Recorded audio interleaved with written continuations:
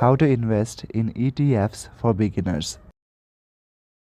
An ETF, exchange traded fund, is a basket of many stocks or bonds combined into one investment. Instead of buying 500 companies one by one, you buy one ETF that contains all 500.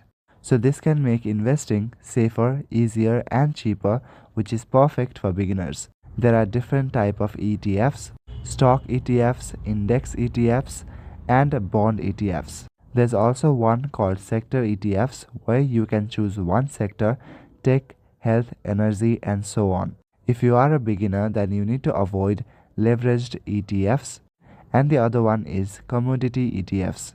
Now you need to open a broker account, then select the funds and decide how to invest. Popular apps that may be available in your country would be Fidelity, Vanguard, Satchwab, Robinhood, and so on.